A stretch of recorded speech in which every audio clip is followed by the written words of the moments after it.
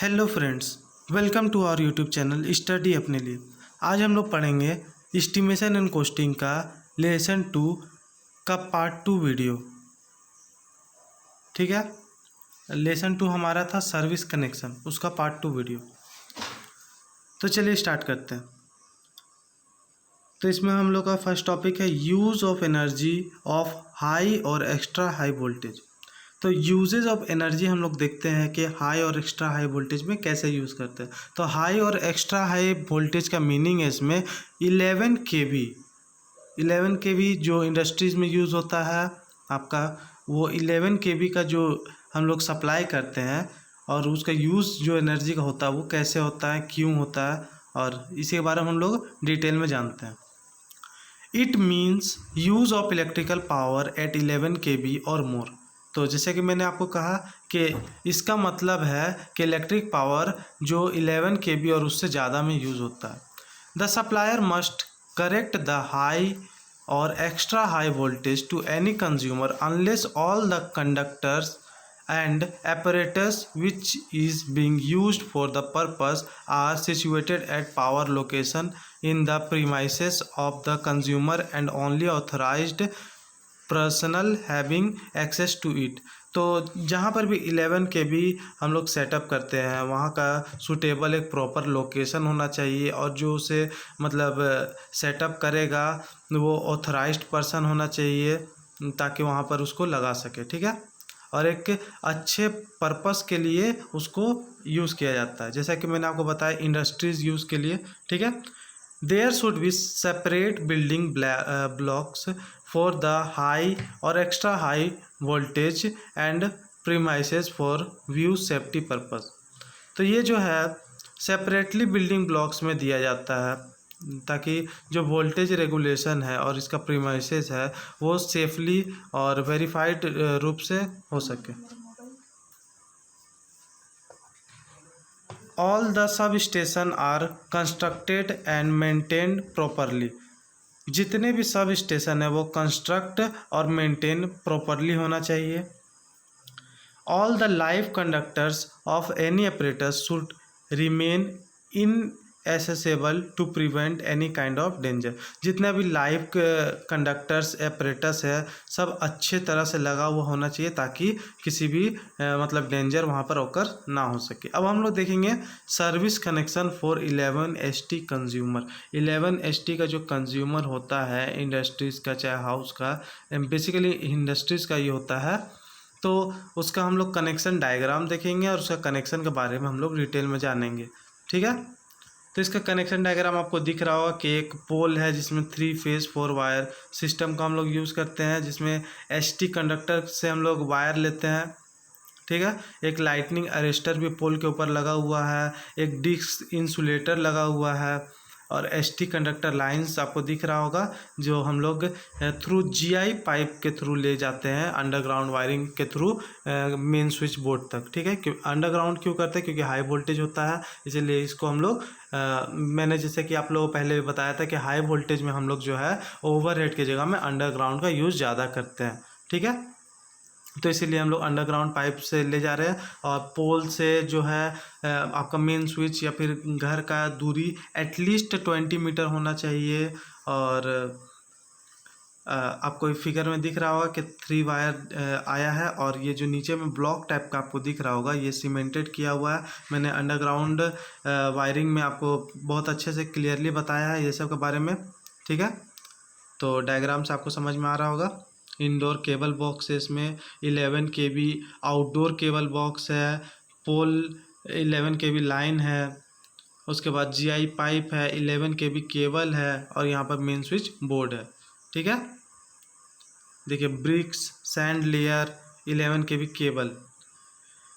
The figure represent 11 kV HT service using underground cable. ये जो figure है हम लोग को रिप्रेजेंट कर रहा है 11 kV ST service connection using underground cable. ठीक है, the service connection is provided in a separate inaccessible room as per requirement. जो सर्विस कनेक्शन हम लोग प्रोवाइड किए हैं सेपरेबल, हर एक रूम के लिए सेपरेबल, इनएसेसेबल मतलब एक जो पर्सन, जो नॉलेजेबल पर्सन है, जो मतलब इंजीनियर है, वही एसेसेबल उसको कर सके, ऐसे जगह में हम लोग उसको लगाते हैं ताकि हर कोई उसको, उसका मेन स्विच को छू ना सके। थोड़ा सा हाइट में, इतना हाइट में लगाते हैं, उसका कनेक्शन प्रोवाइड करते हैं, ठीक है। और हर एक रूम के लिए उसको अलग अलग सेपरेटली करते हैं, ठीक है।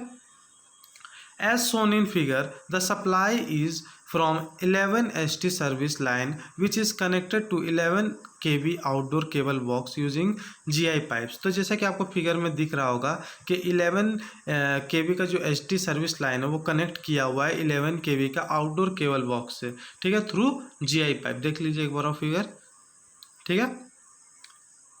Next point, the connection is made using a drop out fuse so that in case of fault there is no danger posed to the service connection। तो कनेक्शन हम लोग जब यूज़ करेंगे, जब इसका कनेक्शन लगाएंगे मतलब उसको, तब उस समय हम लोग एक drop out fuse main switch board के पास लगा देंगे ताकि अगर हाई वोल्टेज या फिर हाई करंट अगर आता है तब क्या होगा कि आपका फ्यूज़ मतलब फ्यूज़ ख़राब होगा और इंटरनल वायरिंग में कोई भी असर नहीं पड़ेगा, ठीक है। तो फ्यूज़ जो है मेन स्विच बोर्ड में बहुत ही इंपॉर्टेंट होता है लगाना। The cable is run through the GI pipes of adequate length 3 metre fixed with the pole with clamps and nuts. तो क्या है, केबल जो है वो हमेशा GI पाइप से 3 मीटर का मतलब लेंथ में होना चाहिए, ठीक है, और पोल और क्लैम्प्स और नट से कसा हुआ होना चाहिए, ठीक है। And then buried under at least 1 meter deep, then in French it is insulated by the sand and bricks to save the cable from mechanical damage। और ये मतलब जो हम लोग GI पाइप से उसको जो हम लोग गढ़ते हैं तो उसको हम लोग मतलब एटलीस्ट जो है 1 मीटर गड्ढा करके ही उसको डालते हैं और उसको हम लोग सैंड और ब्रिक से उसको मतलब अच्छे से कवर कर देते हैं ताकि मैकेनिकल कोई भी डैमेज उसमें ना हो, ठीक है। Connection from indoor cable box is given to the main board number 1 which is suspicion main board and then from main board 1 it is looped further। तो क्या होता है कि जो हम लोग ST कनेक्शन करते हैं वो लूप में कनेक्शन होता है, जैसे कि एक मेन बोर्ड से दूसरा मेन बोर्ड में, जैसे कि एक रूम से दूसरा रूम में हम लोग कनेक्शन ले जाते हैं तो वो जो कनेक्शन होता है वो लूप में होता है। एक रूम से दूसरा रूम में निकाले, फिर दूसरा रूम में ले जाएंगे तो लूप में रहेगा, फिर तीसरा रूम में ले जाएंगे तो फिर वो लूप में रहेगा, ठीक है। The main board should consist of, तो मेन बोर्ड क्या क्या कंसिस्ट करता है। 11 ST जो हम लोग सर्विस लाइन देते हैं तो उसमें मेन जो स्विच बोर्ड है वो क्या क्या कंसिस्ट करेगा उसके बारे में हम लोग जानते हैं। The main switch board should consist of, ठीक है, क्या क्या कंसिस्ट करेगा, 11 kV circuit breaker of suitable size. 11 kV का सर्किट ब्रेकर, सर्किट ब्रेकर क्या होता है, कोई भी अगर फॉल्ट ऑकर होता है तो हमारे वो घर का या इंडस्ट्रीज़ का आपका इक्विपमेंट ख़राब नहीं होने देता। सर्किट ब्रेकर अपने ब्रेक हो जाता है, उसका नाम सर्किट ब्रेकर इसीलिए क्योंकि अगर हाई वोल्टेज या फिर हाई टेम्परेचर से पास होता है तो वो ब्रेक हो जाता है और इलेक्ट्रिसिटी को रोक देता है घर में जाने से, ठीक है। तो 11 kV का एक सर्किट ब्रेकर मस्ट होना चाहिए। उसके बाद 11 kV बस बार ऑफ सूटेबल साइज, 11 kV का बस बार जो होता है वो होना चाहिए, ठीक है। करेंट ट्रांसफार्मर CT जिसको हम लोग बोलते हैं वो होना चाहिए। पोटेंशियल ट्रांसफार्मर PT जिसको हम लोग बोलते हैं वो होना चाहिए। प्रोटेक्टिव रिलेज लगा हुआ होना चाहिए और HT फ्यूज़, ठीक है, HT फ्यूज़ भी होना चाहिए। HT फ्यूज़ का इसमें हम लोग का मीनिंग है हाई ट्रांसमिशन फ्यूज़, ठीक है। तो इतना चीज़ हमारे मेन स्विच बोर्ड में होना चाहिए। तो इस लेसन में इतना ही। अब हम लोग इस लेसन का प्रॉब्लम करेंगे, एस्टिमेट बनाना सीखेंगे, मतलब इन सर्विस कनेक्शन ऑफ आपका क्या बोलते हैं ओवरहेड कनेक्शन और अंडरग्राउंड का एस्टिमेट लिखना सीखेंगे जो हम लोग का प्रीवियस ईयर में आता है। वो सब क्वेश्चन करेंगे वो नेक्स्ट वीडियो में। और अगर आपको हमारा वीडियो पसंद आया होगा तो इसको लाइक करें, सब्सक्राइब करें और थैंक यू।